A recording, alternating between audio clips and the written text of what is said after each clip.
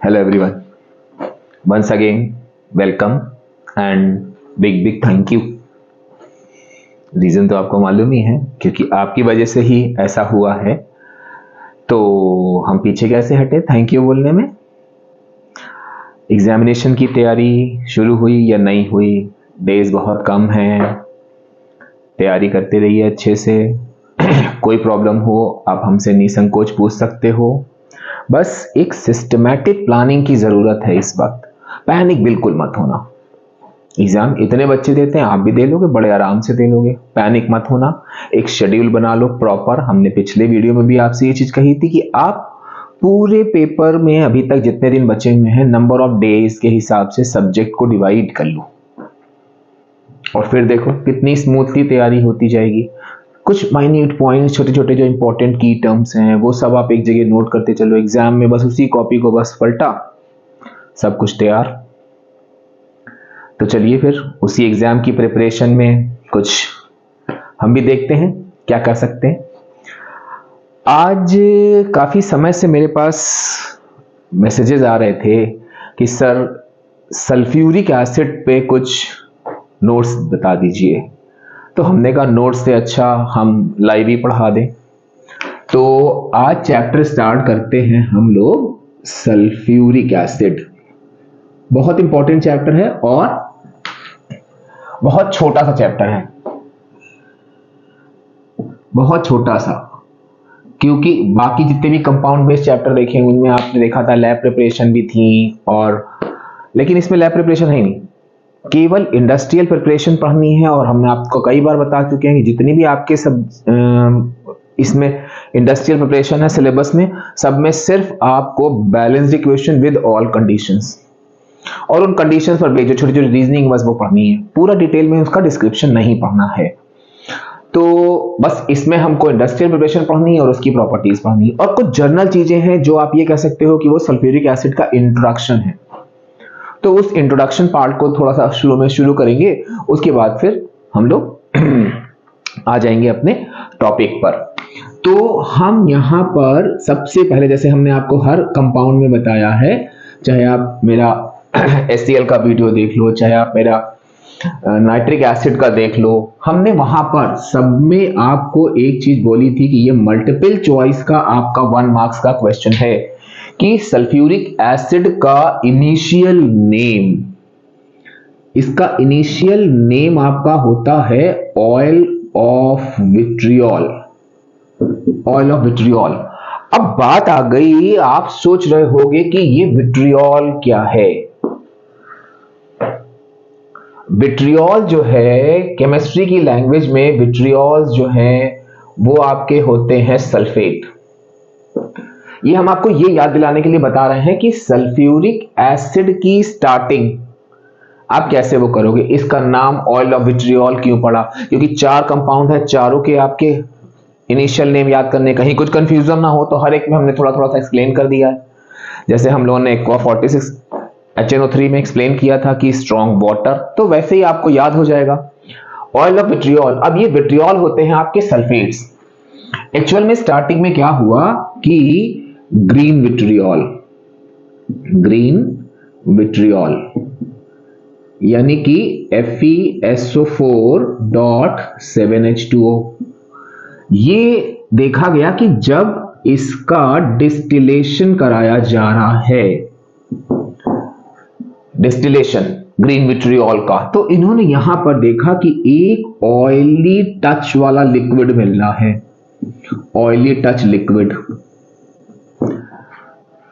बस कुछ नहीं हुआ, नाम oily, since it is oily in touch, तो ऑयल कहां से मिला, विट्रियोल यानी कि सल्फेट से, ग्रीन विट्रियोल से, तो इसका नाम इनिशियल दे दिया गया ऑयल ऑफ विट्रियोल। भाई शुरुआत में क्या होता है, कोई छोटा बच्चा भी होता है तो उसकी जो बेसिक प्रॉपर्टी लिखी जाती है उसके हिसाब से उसका नाम रख दिया। कोई मोटा सा बच्चा, उसको सब लोग गोलू गोलू बुलाने लगते हैं, लेकिन बाद में फिर उसका एक नाम रखा जाता है। तो वही चीज हुई कि यहां पर शुरुआत में देखा गया कि एक ऑयली टच लिक्विड है, विट्रियोल के डिस्टिलेशन से मिल रहा है, तो भाई शुरू में कुछ समझ में नहीं आया, कोई कॉम्पोजिशन नहीं मालूम था, कुछ नहीं मालूम था, नाम रख दिया ऑयल ऑफ विट्रियोल। फिर बाद में ये चीज देखी गई कि भाई ये हाइड्रोजन, सल्फर और ऑक्सीजन का कंपाउंड है, hydrogen as a positive ion present है तो वो एसिड होगा, सल्फर है तो सल्फ्यूरिक एसिड इसका नाम दे दिया गया। तो ये आपका पहला क्वेश्चन बन गया, वन वर्ड में आता है, which among the following compound is known as oil of vitriol. चारों कंपाउंड के नाम दिए होंगे, आप बस पहचान जाना, oil of vitriol mean sulphuric acid, simple सा। पहली चीज तो ये हो गई सल्फ्यूरिक एसिड के बारे में। दूसरी चीज आपको यहां पर ध्यान रखनी है कि sulphuric acid is a non volatile acid, non volatile acid. HCl का जब हमारा वीडियो देखना तो उसमें आप देखना हमने इस नॉन वोलाटाइल पर बहुत सारी बात करी है। नॉन वोलाटाइल एसिड होता है, और दूसरी चीज क्या होती है कि इसका जो बॉइलिंग पॉइंट होता है, non volatile acid with high boiling point, इसका बॉइलिंग पॉइंट बहुत ज्यादा होता है जिसकी वजह से ये आसानी से वोलाटाइज नहीं होता है। तो ये आपका नॉन वोलाटाइल एसिड होता है, जिसकी अभी हम लोग प्रॉपर्टीज देखेंगे कैसे इसको यूज करते हैं as a non volatile acid. तो दो चीजें हमारी यहां पर हो गई। अब तीसरी चीज आपको ध्यान रखनी है कि H2SO4, अब आप ध्यान देना यहां पे, H2SO4 नेवर, कभी भी never show reducing nature, reducing nature. अब यहां पर क्या होता है एक्चुअल में, अभी तो हम आपको सारा चैप्टर का डिटेलिंग कर रहे हैं, अभी जैसे जैसे एग्जाम पास आते जाएंगे हम पर्टिकुलर हर चैप्टर के कुछ इंपॉर्टेंट क्वेश्चंस लेके आएंगे। तो उनमें आप देखिएगा, अभी हम देखेंगे H2SO4 की 5 प्रॉपर्टीज हैं, पांचों आपने समझ ली, याद कर ली। क्वेश्चन आ गया, विच among the following properties not shown by sulphuric acid. 4 option दिए हुए हैं। अब आप देख रहे हो कि अरे यार उसमें एक रिड्यूसिंग एक्शन भी है, बस सीधे सीधे आप रिड्यूसिंग नेचर लगा दो, क्योंकि ये रिड्यूसिंग एक्शन कभी शो ही नहीं करता है। तो एक चीज आपको ये ध्यान रखनी है। अब यहां पर ये सारी चीजें जो है दिमाग में रखिएगा आप। अब हम लोग सीधे सीधे आते हैं डायरेक्ट इसके इंडस्ट्रियल प्रिपरेशन पर। अच्छा, इंडस्ट्रियल प्रिपरेशन में आने से पहले एक छोटी चीज हम आपको बता दें कि किसी भी कंपाउंड का जब आप इंडस्ट्रियल प्रिपरेशन करोगे तो आपको एक चीज ध्यान रखनी है कि इंडस्ट्रियल प्रिपरेशन का पर्पस होता है कि हम कुछ प्रॉफिट अर्न करें। भाई हमने इतनी बड़ी इंडस्ट्री लगाई है तो हम ऐसे ही तो सब लुटाएंगे नहीं, हम चाहेंगे हमारा कुछ प्रॉफिट हो। प्रॉफिट हो तो हम क्या करेंगे कि जो भी हमारा रॉ मटेरियल है वो हम सोचेंगे सिंपल, सस्ता, मद्दा और इजीली अवेलेबल हो जाए। तो ये चीज आपको ध्यान रखनी है सारे जितनी भी इंडस्ट्रियल प्रिपरेशन आप पढ़ोगे। तो अब यहां पर इसमें हम लोग आते हैं इसकी इंडस्ट्रियल प्रिपरेशन पर। तो सबसे पूरा चैप्टर की सबसे इंपॉर्टेंट चीज यही है, और सिर्फ 3 बैलेंस्ड इक्वेशन है इसकी, 3 स्टेप में रिएक्शंस हैं, वो आपको करनी है। तो यहां पर हम आते हैं कि इंडस्ट्रियल प्रिपरेशन ऑफ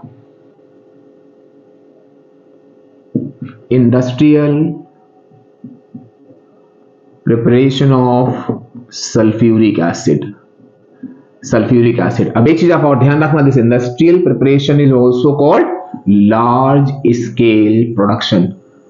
जो भी चीजें इंपॉर्टेंट हैं उनकी एक एक किनका क्या क्या नाम होता है, वो और किस नाम से जाने जाते हैं, वो सारी चीजें, माइन्यूट चीजें आपको दिमाग में रखनी है।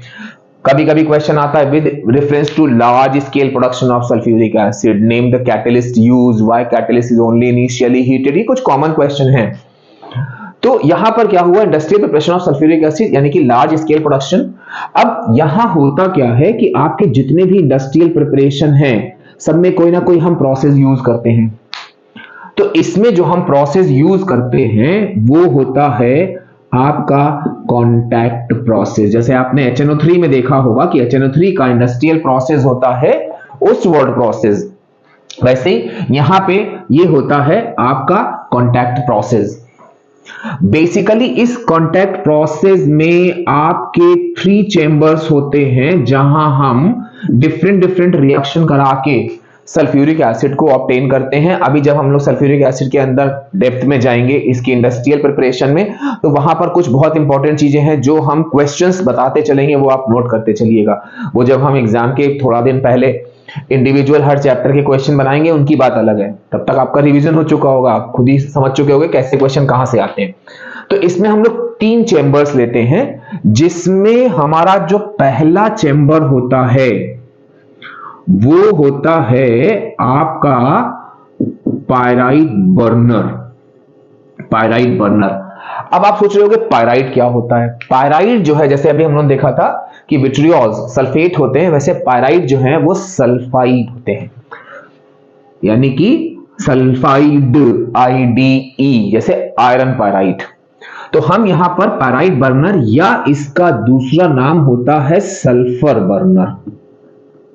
सल्फर बर्नर, बेसिकली ये पायराइट बर्नर के नाम से जाना जाता है, इसलिए इसको हमने रेड से वो किया, नहीं कि इसको सल्फर बर्नर भी बोलते हैं। अब क्वेश्चन आ गया, give balance equation that takes place in pyrite burner in contact process. ठीक, अब यहां आपको ध्यान रखना है, दो इक्वेशंस मिलती हैं आपको। पहली चीज तो सल्फर बर्नर, हम क्या करेंगे, अभी ये क्यों करते हैं वो आप खुद ही देख लेना। हम करेंगे सल्फर लेंगे और उसको बर्न करेंगे, मींस उसको ऑक्सीडेशन करेंगे, यानी कि हमको मिल गया SO2, सल्फर बर्नर। ठीक, अब यहां पर दूसरा हम लेते हैं कि हम लेंगे, अगर हम पायराइट को बर्न कर रहे हैं तो पायराइट मींस सल्फाइड, सल्फाइड में हम लेंगे आयरन सल्फाइड और इसका हम ऑक्सीडेशन कराएंगे, मतलब इसको बर्न कराएंगे। जब इसको हम बर्न कराएंगे तो हम देखेंगे हमको यहां पर Fe2O3 मिलेगा प्लस SO2 मिल जाएगी। आप सोच रहे हो कि सर ने इस इक्वेशन को बैलेंस क्यों नहीं करा? हमने बैलेंस इसलिए नहीं करा क्योंकि ये हम, जैसे आप हमने बोला था कुछ इक्वेशन ऐसी जिनकी बैलेंसिंग लंबी है उनको आप याद कर लेना, तो उसी कैटेगरी में ये भी आती है। यहां पर होता है 11O2, क्योंकि अगर आप सोचोगे कि अरे वहीं बैठ के बैलेंस कर लेंगे, हमको तो बैलेंसिंग आती है, तो कुछ जो हमने दो चार इक्वेशन बताई हैं वो आप, क्योंकि लंबी लंबी बैलेंसिंग होती है, बच्चा वहां तक पहुंचता ही नहीं है, तो आप इसको ध्यान रखिएगा। अब यहां पर क्या हुआ, 2Fe2O3 और यहां पर आपका हो गया 8SO2। तो अब अगर हम कहें कि बेटा ये बताओ कि आपने इन दोनों इक्वेशन से ऑब्टेन क्या किया, आप कहोगे अरे सर यहां हम लोगों ने क्या किया है कि सल्फर डाइऑक्साइड बनाई है जो हमको चाहिए। तो यहां पर हम पायराइट बर्नर का यूज करते हैं फॉर प्रोडक्शन ऑफ SO2, यानी कि ये हमारा पहला स्टेप कंप्लीट हो गया कि हम क्या करेंगे कि पायराइट बर्नर के थ्रू SO2 बनाएंगे। आप सोचोगे SO2 क्यों बनाएंगे? भाई हम देखो, कोई भी एसिड हमको प्रिपरेशन करनी होती है, हम पहले उसका लोअर ऑक्साइड बनाते हैं, लोअर ऑक्साइड का फर्दर ऑक्सीडेशन करके उसका हम हायर ऑक्साइड बनाते हैं, फिर उस हायर ऑक्साइड को हम वाटर में डिसॉल्व कर देते हैं, हमारा रिस्पेक्टिव एसिड मिल जाता है, यानी कि acid anhydride. Acid anhydride concept मेरा एसिड बेस सॉल्ट वाले चैप्टर में पढ़ा हुआ है। तो यहाँ पे पायराइट बर्नर या सल्फर बर्नर से हमने SO2 का प्रोडक्शन कर लिया। अब यहां पर क्या हुआ कि बेसिकली हमें कुछ चीजें ध्यान रखनी है। जैसे अभी हमने कहा कि आप जो है इंडस्ट्रियल प्रिपरेशन में सस्ते मद्दे इजिली अवेलेबल रिएक्टेंट लेके चलोगे, तो अगर हम आपसे कहें कि बेटा ये बताओ आप इस ऑक्सीजन को कहां से प्रेफर करोगे, तुरंत आपके दिमाग में आएगा अरे सर एयर से, और नहीं तो क्या। तो हम कहेंगे नहीं। यही एक छोटा सा आपका यहां पर जो रीजनिंग टाइप से क्वेश्चन आता है कि यहां पर हम क्या करते हैं कि प्यूरिफाइड ऑक्सीजन यूज करते हैं। आप कहोगे अरे सर प्यूरिफाइड ऑक्सीजन इतनी कोई महंगी नहीं होती, आराम से आप ले सकते हो। आपने कहा सर एयर क्यों नहीं ले रहे हैं? हमने कहा देखो भाई, अगर जो है आप एयर लोगे, एयर में ऑक्सीजन और नाइट्रोजन का दोनों मिक्स, मतलब दोनों गैसेस होती हैं, इसका परसेंटेज बहुत ज्यादा होता है, ये बहुत ही अनरिएक्टिव होती है, अनरिएक्टिव। हम जब एयर को लिक्विफाई करेंगे या कुछ भी करेंगे तो उससे क्या होगा कि हमारा जो है lot of energy is wasted. कैसे? इस अनरिएक्टिव नाइट्रोजन को सेपरेट करने के लिए। पता चला जितना आप ऑक्सीजन, नो डाउट एयर सस्ती मतलब फ्री में मिल रही है, लेकिन जितना पैसा आप यहां लगाओगे इस अनरिएक्टिव नाइट्रोजन को सेपरेट करने के लिए, उससे ज्यादा में, उससे उतने पैसे में ही आप उससे ज्यादा प्यूरिफाइड ऑक्सीजन खरीद लोगे। तो आप कुछ ना करो, सल्फर को ऑक्सीजन की प्रेजेंस में बर्न करा दो, SO2 बन जाएगा। 4FeS2 11O2, यानी कि अगर आपने कहा हमको सर पायराइट लेना, हम कहेंगे आप बेटा आयरन पायराइट ले लो। आयरन पायराइट का कंप्लीट कंबशन, ये गिव बैलेंस इक्वेशन का बहुत इंपॉर्टेंट क्वेश्चन है। तो प्यूरिफाइड एयर यूज करेंगे, क्यों? Because it is difficult to remove unreactive nitrogen from air due to wastage of energy। बहुत सारी एनर्जी हमारी वेस्ट हो जाएगी। तो ये हमारा पहला स्टेप हो गया पायराइट बर्नर, जिसमें हम SO2 का प्रोडक्शन करेंगे। अब SO2 के प्रोडक्शन के बाद हम इस SO2 को फर्दर ऑक्सीडाइज करके SO3 में कन्वर्ट करेंगे। तो अब हम अपना सेकेंड वाला लेते हैं कि हमने क्या किया कि अब हम SO2 और O2 को कांटेक्ट करा के, ध्यान दीजिएगा कि इसी से चैम्बर का नाम निकलेगा, SO2 और O2 को कांटेक्ट करा के हम SO3 बनाएंगे। तो इसीलिए इसके सेकेंड चैम्बर का नाम दिया गया आपका कांटेक्ट टावर। यहां पर क्या होता है कि SO2 का ऑक्सीडेशन होता है, SO2 और O2 आपस में कंबाइन होते हैं और कंबाइन होकर SO3 बनाते हैं। आप कहोगे अरे सर बड़ी इजी इक्वेशन है सर, ये देखिए 2SO2 plus O2 gives 2SO3। हमने कहा इजी तो है, 0 मिल गया। आपने कहा सर सही तो है, देखिए ना बैलेंस भी है पूरा। और तो जब आप ध्यान रखना कि हम सल्फर डाइऑक्साइड का ऑक्सीडेशन कराएंगे कांटेक्ट टावर में, तो पहली चीज तो हमारी ये रिएक्शन होती है रिवर्सिबल। दूसरी चीज यहां पर ये रिएक्शन एक्सोथर्मिक। यहां पर हम एक कैटलिस्ट यूज करेंगे वेनेडियम पेंटॉक्साइड। आप कहोगे अरे हर जगह तो हम लोग प्लैटिनम यूज करते हैं या निकेल यूज करते हैं, यहां वेनेडियम पेंटॉक्साइड। तो हम कहेंगे बड़ी तेज दिमाग चल रहा है आपका, आपने तुरंत पकड़ लिया one of the most important question for council examination. Name the catalyst used in contact process. Second part give reason for part 1 कि why you use this V2O5, जो कि आपने तुरंत पकड़ लिया कि अरे हर जगह तो हम लोग निकेल प्लैटिनम ये सब देखते हैं, यहां वेनेडियम पेंटॉक्साइड क्यों आ गया। तो अभी हम लोग उसको भी डिस्कस करेंगे। ये होता है 450 degree centigrade to 500 degree centigrade temperature और 1 to 2 एटमॉस्फेरिक प्रेशर। और इसमें हम लोग एक प्रमोटर यूज करते हैं,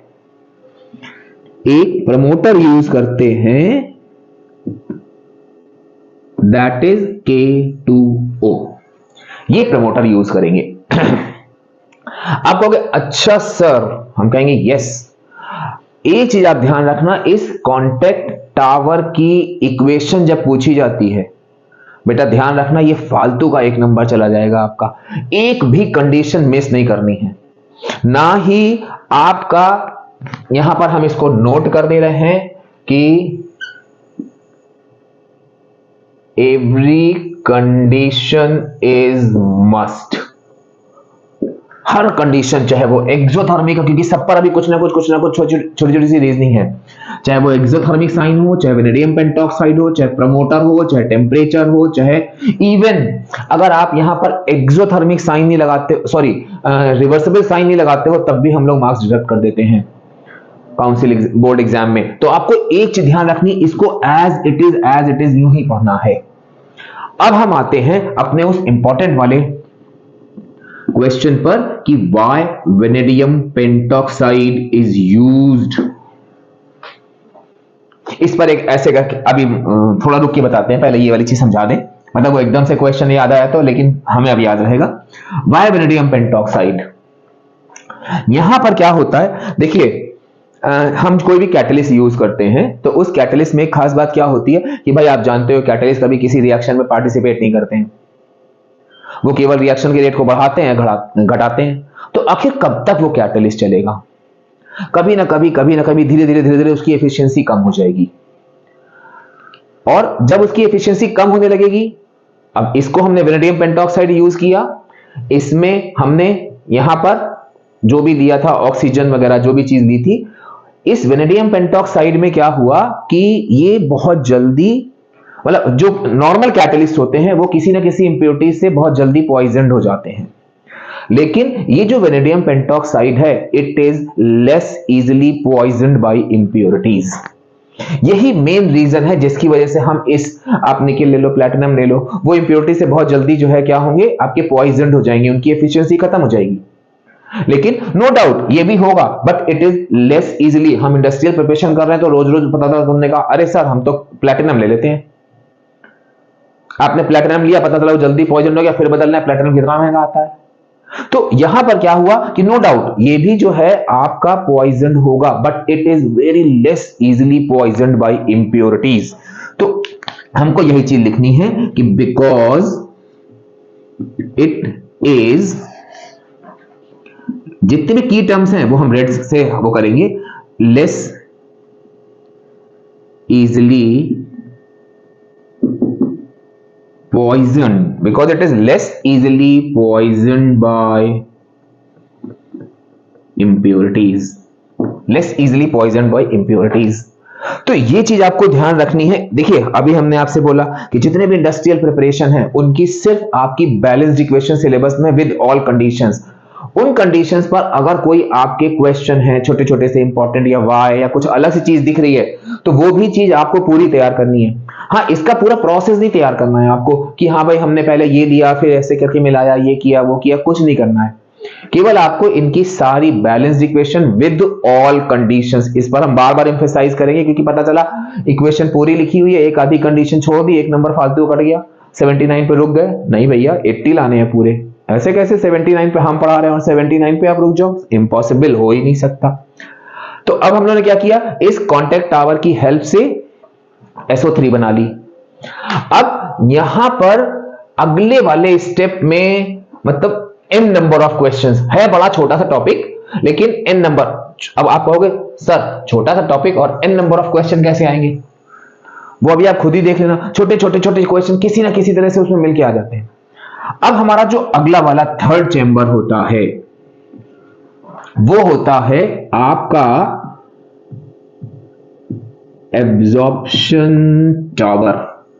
अब हम क्या करेंगे कि SO3 को हम क्या करेंगे, सीधे सीधे वाटर में डिसॉल्व करेंगे, H2SO4 बन जाएगा। जी नहीं, यही तो गड़बड़ होती है। देखो यहां पे हमने जो भी कहा था कि हमें एक चीज याद आई है वो हम आपको यहां पे समझा दें। होता क्या है, एक चीज होती है एसिड एनहाइड्राइड, ये हमारे प्रीवियस वीडियोस में भी है लेकिन हम यहाँ पे ये रेफरेंस में आया इसलिए हम आपको समझा दे रहे हैं। हमने HNO3 में इसका रेफरेंस दिया हुआ है कि NO2 is called mixed acid anhydride which is very one of the most important question for council examination, reasoning based question। तो यहाँ पे हम लोग लेंगे एसिड एनहाइड्राइड। एसिड एनहाइड्राइड क्या होते हैं, जैसे हमने मान लीजिए लिया H2SO4, H2SO3, H2CO3, क्योंकि बहुत से लोग ऐसे होंगे जो मेरा वीडियो पहली बार देख रहे होंगे, जब उनको ये चीज अच्छी लगेगी पसंद लगेगी तो वो फिर नाइट्रिक एसिड भी देखेंगे। तो यहां पर क्या होगा कि हमने आपसे कहा, क्योंकि हम इसीलिए जो बहुत इंपॉर्टेंट चीजें हैं वो हर वीडियो में अपने बता देते हैं, यहां से हम कहें बेटा इनके फॉर्मूले से वाटर निकाल दो, आपने फॉर्मूले से वाटर निकाल दिया, यहां क्या बचा SO3, SO2, CO2। तो ये जितने भी ऑक्साइड बचे किसी भी एसिड के फॉर्मूले से वाटर निकालने के बाद ये आपके हुए non metallic oxide, non metallic oxide. और यही नॉन मेटालिक ऑक्साइड हमारे कहलाते हैं एसिड एनहाइड्राइड, एनहाइड्राइड। इनकी एक खास बात ये होती है कि एसिड एनहाइड्राइड में अगर आप वाटर डाल दो तो आपको रिस्पेक्टिव एसिड मिल जाएंगे। ये एक जनरल एसिड की प्रिपरेशन है, लेकिन यहां पर नो डाउट SO3 में आप जब वाटर डालोगे तो आप देखोगे बड़े आराम से जो है आपको SO3 मिल जाएगा, लेकिन वो H2SO4 के फॉर्म में नहीं होगा, वो कुछ और फॉर्म होगा। वही रीजनिंग वगैरह भी हम लोग को यहां देखनी है। तो हम लोग क्या करेंगे कि एसिड एनहाइड्राइड में वाटर डालेंगे, जिससे क्या होगा कि हमको सल्फ्यूरिक एसिड मिल जाएगा नॉर्मल कंडीशंस में। हम इंडस्ट्रियल प्रिपरेशन कर रहे हैं, हमने आपसे कहा कि SO3, आपने कहा नहीं सर पहले वाटर में ही डिसॉल्व करके दिखाइए क्या होगा। हमने कहा अच्छा चलो, SO3 को वाटर में डिसॉल्व किया, आपने कहा सर ये देखिए ना सिंपल सा H2SO4 मिल गया। ठीक, नो डाउट सल्फर ट्राइऑक्साइड को जब आप वाटर में डिसॉल्व करोगे आपको सल्फ्यूरिक एसिड मिलेगा, लेकिन ये आपको मिलेगा डेंस फॉग पार्टिकल्स के फॉर्म में। Dense fog particles which are difficult to condense. आपने देखा होगा नाइट्रिक एसिड, ये सल्फ्यूरिक एसिड हमारा लिक्विड फॉर्म में होता है, यहां आपको डेंस फॉग पार्टिकल मिलना है जिनको आप कंडेंस भी नहीं कर सकते हो, चलो भाई कंडेंस कर देंगे, लिक्विड में कन्वर्ट कर लेंगे। अगर मान लो किसी तरह से आपने कुछ जुगाड़ करके कंडेंस कर भी लिया तो उसके लिए आपको एक नया प्लांट लगाना पड़ेगा, हम कंडेंस कर रहे हैं और बड़ी मुश्किल में डिफिकल्ट हो रहा है, आपका कॉस्ट जा रहा नहीं जा रहा है, तो हम क्यों करें ये काम भाई।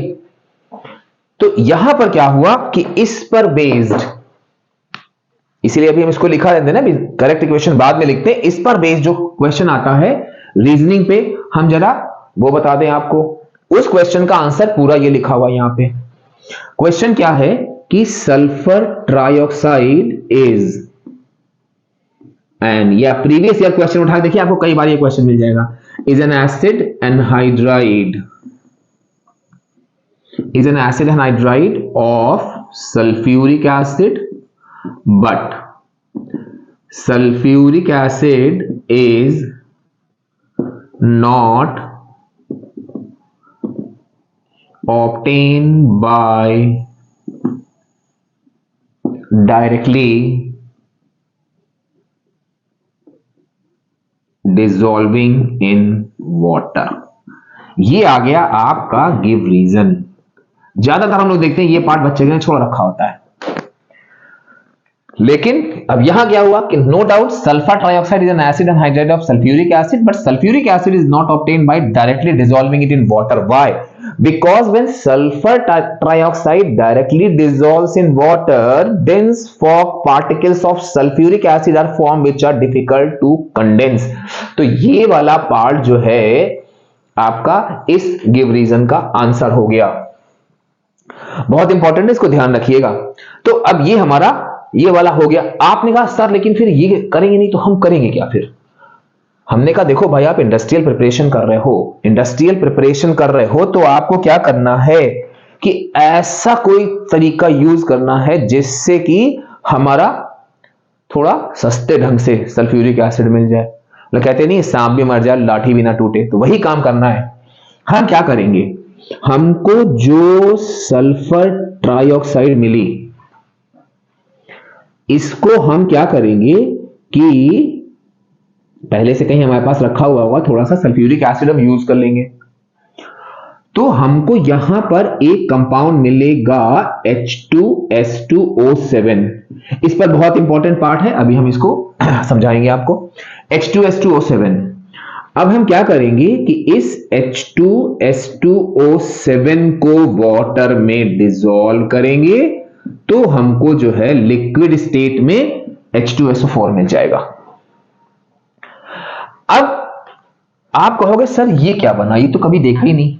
हमने कहा यही तो सबसे इंपॉर्टेंट चीज है जिस पर बेस्ड हम आपको क्वेश्चन बताने जा रहे हैं। तो अब आप देखो यहां पर हमने कहा था बहुत छोटा सा टॉपिक है, एब्जॉर्प्शन टावर बहुत छोटा सा है, सिर्फ 2 इक्वेशन आपको लिखनी है, n नंबर ऑफ क्वेश्चन। पहला क्वेश्चन हमने आपको बता दिया गिव रीजन वाला कि भाई sulphur trioxide is an acid anhydride of sulphuric acid but is not obtained by directly dissolving in water because dense fog particles of sulphuric acid are form which are difficult to condense. पहला part खत्म आपका, मतलब वो सबसे important reasoning खत्म। अब यहां पर आ गया आपका क्वेश्चन, आप ध्यान से देखना, अगर आपको ये इक्वेशन पूरी याद है तो आप उसका सबके नाम याद है तो आप बड़े आराम से जो है उन सारे पार्ट के आंसर दे लोगे। ये जो H2S2O7 है ये आपका कॉमन लैंग्वेज में कहलाता है ओलियम। ओलियम। अब इसमें 3 नंबर का क्वेश्चन कैसे आता वो हम बता रहे हैं। इस ओलियम का केमिकल नेम आपका होता है, इसका केमिकल नेम आपका होता है pyrosulphuric acid. Pyrosulphuric acid, अब क्या करना है आपको, बस ये दो इक्वेशन याद रखनी है, इसका नाम याद रखना है। 3 नंबर का क्वेश्चन अभी हम बता रहे हैं आपको। In contact process sulphur trioxide dissolves in sulphuric acid to give a compound. Name the compound. आपने लिखा oleum. Chemical name for compound formed in part 1 आपने लिखा पायरोसल्फ्यूरिक एसिड। थर्ड पार्ट में गिव बैलेंस्ड इक्वेशन। क्या है, कुछ भी नहीं, कॉन्टैक्ट प्रोसेस में बस ये छोटी से हमको दो इक्वेशन वहां, एक इक्वेशन वो, और ये इक्वेशन याद करनी है। अच्छा हाँ, एक चीज, पायराइट बर्नर में आप दोनों में से कोई एक इक्वेशन लिखिएगा, दोनों नहीं लिखनी है, और लिखना हम भूल गए वहां पे, लेकिन यहां दोनों लिखनी होती है। मींस जब आपका क्वेश्चन आ गया कि गिव बैलेंस्ड इक्वेशन, ये 3 नंबर में क्वेश्चन आता है, give balanced equation that takes place in contact process, तो वो 3 मार्क्स का क्वेश्चन हुआ। पहले में आपने S+O2 गिव्स SO2 लिख दी, या आपने FeS2 plus O2 gives Fe2O3 plus SO2, इनमें से अब बैलेंस वाली उधर हम लिख चुके हैं, हम केवल आपको बता रहे हैं कि आपको करना क्या, किस बेसिस पे आपको मार्क्स मिलेंगे। पहली क्वेश्चन आपने ये लिखी, दूसरी आपने लिखी 2SO2 plus O2 gives 2SO3, ये भी लिख चुके हैं हम लोग। तीसरे में आप क्या करोगे कि SO3 plus H2SO4 that is oleum वाली इक्वेशन बनाओगे, फिर इस ओलियम को H2S2O7 प्लस वाटर करके 2H2SO4 बनाओगे। अब हम बता रहे हैं, मान लो आपका ये क्वेश्चन बोर्ड में आया, हम लोग जो करेक्शन करते हैं, पहली इक्वेशन ये सही है, हम लोग क्या करते हैं, यहां पे हम लोगों ने टिक लगा दिया कि पहली इक्वेशन सही है, कोई भी एक लिखी होगी सही है, दूसरी इक्वेशन सही है, ये मान लिया था हम, अभी हम लोग पढ़ ही चुके हैं, ये मान लिया, कंडीशन यहां लगी, सब कुछ लगा, बिल्कुल सही है। तीसरे में बच्चे ने क्या किया, डायरेक्टली ये बना दिया, बस अंडरलाइन किया, नंबर गया। ये नहीं कि अरे सर देखिए फाइनल प्रोडक्ट तो हमारा बनना है सल्फ्यूरिक एसिड, लेकिन यहां पर आपको ये दोनों इक्वेशन, ये ना सोचना कि दोनों इक्वेशन है तो 2 मार्क्स मिलेंगे, ये दोनों इक्वेशन आपका 1 मार्क्स का क्वेश्चन है। अब यहीं पर जब ये चीज हो गई, तो अब हम एक दूसरे क्वेश्चन पे आते हैं जो बहुत ही कॉमन मिस्टेक बच्चा करता है। और क्वेश्चन होता है 1 नंबर का, बच्चा सोचता है अरे यार 1 नंबर का क्वेश्चन है, एक इक्वेशन लिखेंगे, और गलती क्या होती है, क्वेश्चन आ गया, आप चाहे तो इस क्वेश्चन को नोट भी कर सकते हो। क्वेश्चन आ गया, give balanced equation, give balanced equation for preparation of sulphuric acid, क्योंकि जब ऐसा क्वेश्चन आता है तब बच्चे गड़बड़ करते हैं। सल्फ्यूरिक एसिड फ्रॉम SO3, मतलब वो सल्फर ट्राइऑक्साइड, लेकिन हमने यहां लिख दिया, और यहां साइड में 1 मार्क्स दिया हुआ है। बच्चा सोचता अरे यार 1 मार्क्स का दिया हुआ, चलो लिखते हैं SO3 प्लस, मतलब ज्यादातर कॉपीज में हम लोग को ये आंसर मिलता है, कुछ नहीं करना, अंडरलाइन के काट देना है। क्यों? क्योंकि नो डाउट कि भाई ज्यादातर लोगों के दिमाग में यही आएगा जिन्होंने बस सरसरी निगाह से पढ़ लिया है, लेकिन आप बहुत ध्यान से पढ़ोगे कि सल्फर ट्राइऑक्साइड को हम जब वाटर में डिसॉल्व करते हैं तो हमको पहले सल्फ्यूरिक एसिड डायरेक्टली नहीं मिलता है, वो डेंस फॉग पार्टिकल्स के फॉर्म में मिलता है।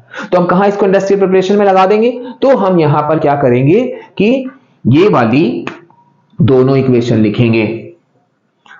तो आप एक चीज और ध्यान रखना, जब भी आप एग्जामिनेशन हॉल में बैठे हो, एग्जाम दे रहे हो, कि साइड में एक बार क्वेश्चन का मार्क्स जरूर चेक कर लेना। अगर कोई क्वेश्चन 1 मार्क्स का है, लेकिन आप बिल्कुल श्योर हो कि अरे यार इसमें तो 2 इक्वेशन जानी थी, तो आप वो दोनों इक्वेशन लिखोगे 1 मार्क्स के लिए। अभी हम लोग की केमिकल प्रॉपर्टी में भी देखेंगे, 2-3 जगह ऐसा क्वेश्चन आया जहां पे 2-2 स्टेप की रिएक्शन है और वो 1 मार्क्स में ही आती है। तो ये चीज आप छोटी छोटी ध्यान रखना। तो ये हम लोग का पूरा इंडस्ट्रियल प्रिपरेशन हो गया। एक बार क्विक रिवीजन कर लेते हैं फटाफट। First chamber is pyrite burner या सल्फर बर्नर, जिसकी इक्वेशन हम लोगों ने लिखी थी। सेकेंड में हम सल्फर डाई, और पायराइट बर्नर से हम करते क्या है, सल्फर डाइऑक्साइड का प्रोडक्शन करते हैं। सल्फर डाइऑक्साइड को फिर हम कांटेक्ट कराएंगे ऑक्सीजन के संग, मींस उसको ऑक्सीडेशन कराएंगे, तो हमारा क्या हो जाएगा, वो आपका सल्फर ट्राइऑक्साइड बनाएगा। सल्फर ट्राइऑक्साइड को फिर हम सल्फ्यूरिक एसिड से रिएक्शन करा के ओलियम बनाएंगे। फिर सॉरी एक चीज छूट गई यहां पे, थोड़ा सा कॉन्ग सल्फ्यूरिक एसिड डाल देंगे और उसके बाद फिर हम क्या करेंगे, ओलियम बन जाएगा। फिर ओलियम की हम वाटर के संग रिएक्शन करा देंगे, मींस ओलियम का हाइड्रोलिसिस करा देंगे, तो हमको जो है सल्फ्यूरिक एसिड मिल जाएगा। ये छोटा सा हम लोग का इंडस्ट्रियल प्रिपरेशन हो गया सल्फ्यूरिक एसिड का। अब यहां पर चाहे आप सल्फ्यूरिक एसिड ले लो, चाहे आप अमोनिया ले लो, चाहे नाइट्रिक एसिड ले लो, एक 3 मार्क्स का क्वेश्चन आता है टेबुलर टाइप से, जो आप पीछे 10 ईयर वाले उसमें जो ईयर वाले पेपर दिए हैं उनमें देखना, आपका एक हर चैप्टर में एक क्वेश्चन ऐसे जरूर दिया होगा। वो क्या करते हैं कि एक टेबल बना देंगे इस टाइप से। टेबल बनाने के बाद वो आपको 1 2 3 ऐसे 4 पार्ट्स में डिवाइड कर देंगे और यहां उन्होंने लिखा कि प्रोसेस, यहां लिखा कैटलिस्ट, यहां लिखा कैटालिटिक इक्वेशन और यहां लिखा प्रोडक्ट। और ये आपका कर दिया 1, कहीं 1 कर दिया, यहां 2 कर दिया और यहां 3 कर दिया। मतलब हम आपको टाइप ऑफ क्वेश्चन बता रहे हैं, 1 2 3 वेरी कर सकते हैं। प्रोडक्ट में उन्होंने दे दिया सल्फ्यूरिक एसिड, बस सीधे प्रोसेस का नाम contact process, catalyst vanadium pentoxide, catalytic equation. आप पूरी इक्वेशन लिख दोगे बैठा के, SO2 plus O2, 2SO2 plus O2 gives reversible reaction, exothermic sign vanadium pentoxide 450 to 500 degree centigrade, 1 to 2 atmospheric pressure. तो बेसिकली जब कहो बच्चों को बताओ पहली बार कि बेटा ये जो है आपका जितने भी प्रोसेस हैं उनसे जो है केवल इक्वेशन बेस्ड क्वेश्चन आता है, बच्चा कहता है सर इतना लंबा दिया हुआ केवल इक्वेशन बेस्ड क्वेश्चन आएगा। ये लीजिए, ऐसे क्वेश्चन में कुछ था? कुछ नहीं था, सिंपल सा एक टेबल बनाया, पूरी नॉलेज आपकी चेक कर ली कि आपको मालूम है कि नहीं मालूम है यहाँ पे कैटलिस्ट कौन सा है। सिंपल सी बात, ठीक। तो ये हो गया हम लोगों का सल्फ्यूरिक एसिड का इंडस्ट्रियल प्रिपरेशन, और कुछ नहीं है इसमें। अब हम लोग आते हैं कि सल्फ्यूरिक एसिड की अगर हम प्रॉपर्टीज की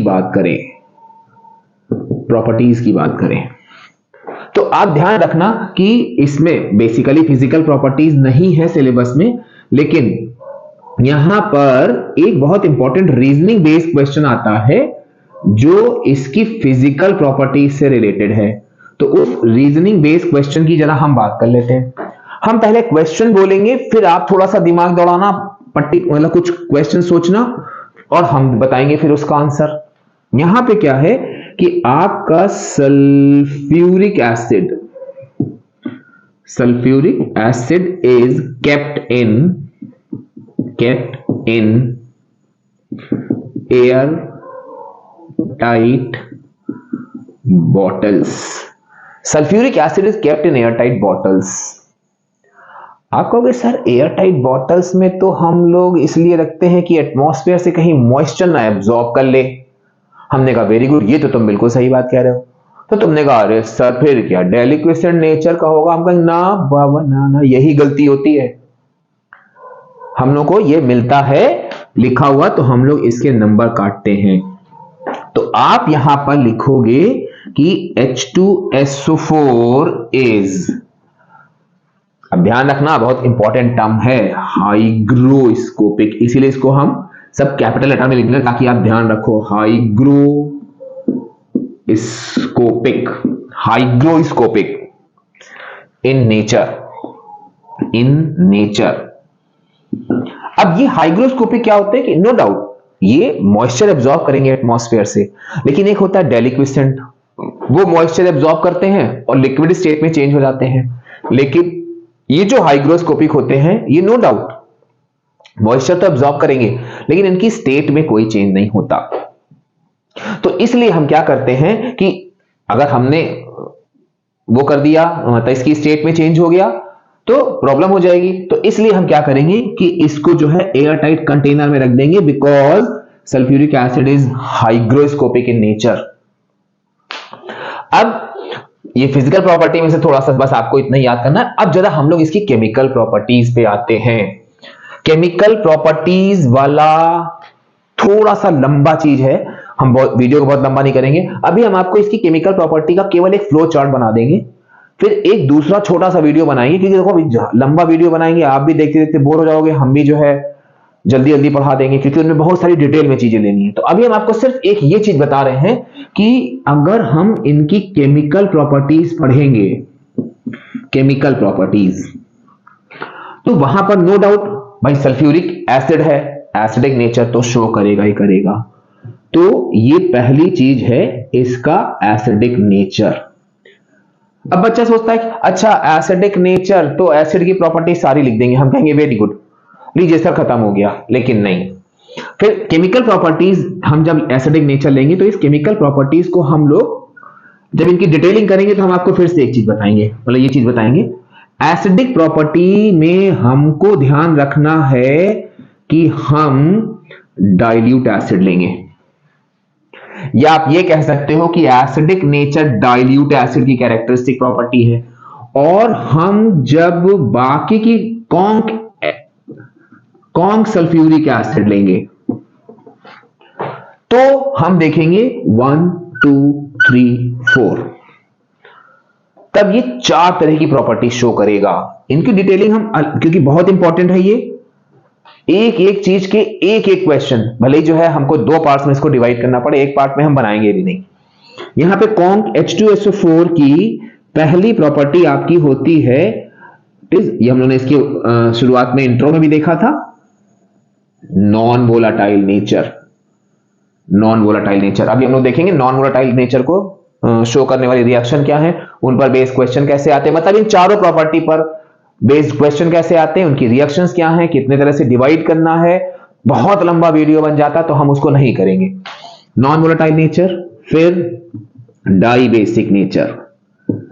हमको तो लगता है पूरी चीज इन डेप्थ समझ में आनी चाहिए, भले छोटे छोटे पार्ट्स में डिवाइड कर लो। अभी जल्दी जल्दी जल्दी पढ़ा दे ना, आपका पढ़ाने में मन लगेगा, हम भी सोचेंगे अरे यार ये चीज छोड़ो, जल्दी जल्दी बताओ, खत्म करो। ऐसा नहीं करेंगे, बिल्कुल डिटेल में एक एक प्रॉपर्टीज को अलग अलग, non volatile nature, dibasic nature, dehydrating nature, क्योंकि इन सारी प्रॉपर्टीज पर इतने ढेर सारे कॉन्सेप्ट और इतने ढेर सारे तरह के क्वेश्चन बन के आते हैं। नॉर्मली अगर आप पन्ने पर देखो, अरे सल्फ्यूरिक एसिड में सर है क्या, इंडस्ट्रियल प्रिपरेशन, प्रॉपर्टीज खत्म हो गया, सब कर लेंगे, लेकिन हो नहीं पाता, इतने अंदर अंदर से इन डेप्थ में क्वेश्चन आते हैं। और सबसे important, it's oxidising nature, oxidising nature. तो हमको अब हम लोग जब नेक्स्ट वीडियो में हम क्या करेंगे, इन केमिकल प्रॉपर्टीज को इन 2 हिस्सों में बांट के पहले इसकी डिटेलिंग करेंगे, तरह तरह के क्वेश्चन, क्या क्या प्रिकॉशन लेनी है, क्या चीज लेना है, क्या नहीं लेना है, और वही चीज पे कौन कौन सी इक्वेशन जाएंगी। तो ये छोटा सा हमने आपको, अभी आप ये कह सकते हो कि भाई सल्फ्यूरिक एसिड का इंट्रोडक्शन हमने आपको दे दिया। इंट्रोडक्शन मींस कि इंडस्ट्रियल प्रिपरेशन, मतलब इंट्रोडक्शन तो हुआ ही हुआ, इंडस्ट्रियल प्रिपरेशन पूरी हो गई। और दूसरी चीज, आइडिया हमने आपको दे दिया, अभी आप केवल फोकस करना सल्फ्यूरिक एसिड के इंडस्ट्रियल प्रिपरेशन पर, क्योंकि उसमें जितनी भी तरह के क्वेश्चन बन सकते थे सारे हमने आपको बता दिए। या प्रीवियस ईयर के क्वेश्चन में देखो, आपको ढेरों यही चीजें मिल जाएंगी। बाकी इसको लेकर हम बहुत जल्दी, मोस्ट प्रोबेबली विद इन 2 और 3 days, detail chemical properties of sulphuric acid लेके आपसे मिलेंगे। तब तक आप, मालूम है क्या करना है, लाइक करो, सब्सक्राइब करो अगर पहली बार देख रहे हो तो, और वीडियो को शेयर करो। और सबसे इंपॉर्टेंट जो आप करते हो, अपने कमेंट्स के थ्रू सजेशन दो कि इंप्रूवमेंट के लिए और क्या करना है, या किस टाइप से और क्या चीज चाहिए, आपकी डिमांड क्या है। तो फिर अगले वीडियो में मिलते हैं। Till then bye bye.